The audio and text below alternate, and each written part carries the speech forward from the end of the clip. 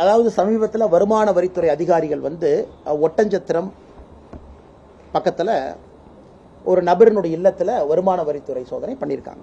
நான் கோயம்புத்தூரில் பதில் சொன்ன ஆம், என்னுடைய உறவினர் தான், தூரத்து வகையில் ஒரு விதத்தில் உறவினர். ஏன்னா எங்களுடைய குடும்பத்திலிருந்து எங்களுடைய சொந்தக்காரங்களுக்கு அவங்க குடும்பத்திலிருந்து நாங்கள் பொண்ணு எடுத்திருக்கோம். இது கொங்கு உதாரணத்துக்கு நானும் செந்தில் பாலாஜியும் உறவினர் தான். நானும் செந்தில் பாலாஜியும் பங்காளி. நானும் செந்தில் பாலாஜி அண்ணனும் ஒரே கோயிலுக்கு போகிறவங்க, உறவினர் தான். நானும் ஜோதிமணி அக்கா நிறைய பேர் நானும் ஜோதிமணி அக்கா உறவினரா? நானும் ஜோதிமணி அக்கா உறவினர். எனக்கு அக்கா 20 வருஷமா தெரியும்.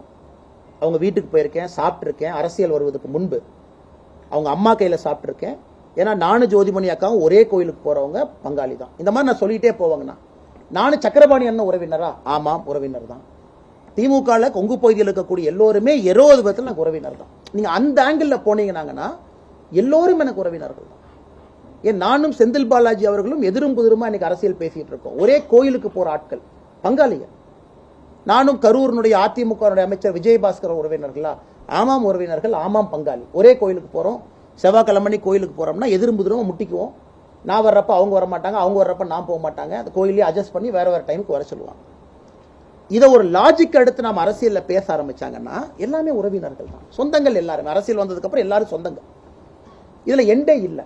என்னுடைய குடும்பமா, என்னுடைய ரத்த சொந்தமா, என்னுடைய சகோதரியா சகோதரனா நீங்க கேட்கிற கேள்வி ஒரு நாயா இருக்கு. கோயம்புத்தூர்ல போன ஆண்டு இன்கம் டாக்ஸ் அதிகாரிகள் பண்ண ரைட்ல பாதி பேர் உறவினர்கள் தான். எனக்கு பாதி பேர் உறவினர்கள் தான். அந்த லாஜிக் எங்க போகும்னா, நான் இன்ஃப்ளூயன்ஸ் பண்றான்னு ஒரு கேள்வி கேட்டீங்கன்னா ரெண்டாவது கேள்வி. இல்லைங்கன்னா ஒரு ரைடு பண்ணிட்டாங்க, நீங்க ஏதாச்சும் இன்கம் டாக்ஸ் போன் பண்ணீங்களா?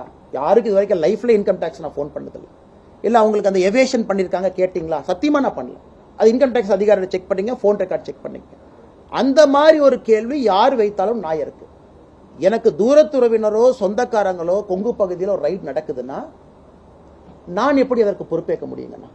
மேபி அதை இப்படி பாருங்களேன், மாநில தலைவரும் நேர்மையா இருக்காருன்னு பாருங்களேன். நான் கூப்பிட்டு இல்லைங்க எனக்கு உறவினர், அதனால தயவு செஞ்சு அவங்க வீட்டுக்கு போகாதீங்க, அவங்க என் சொந்தக்காரங்க, இவங்க வீட்டுக்கு போகாதீங்க.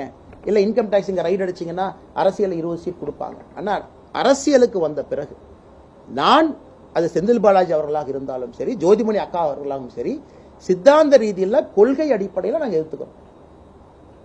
ஏன் நான் அரசியல் வருவதற்கு முன்பு நானும் செந்தில் பாலாஜி அவர்களும் ஒன்றாக அமர்ந்து உணவு சாப்பிடலையா? செந்தில் பாலாஜினா என் வீட்டுக்கு வந்து சாப்பிட்டு போயிருக்காரு.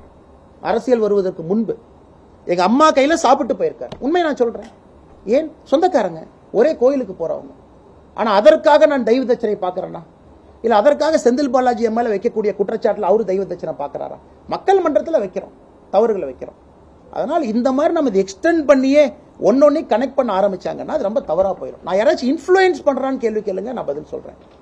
அல்லது என்னுடைய ரத்த சொந்தம் நான் சம்பந்தப்பட்டிருக்கக்கூடிய விஷயத்துல இருக்கா, நான் பதில் சொல்றேன். தேங்க்யூ. நான் கேட்ட கேள்வி நல்லது, பதில் சொல்லணும்னு நினைச்சா நீங்க கேட்டீங்க.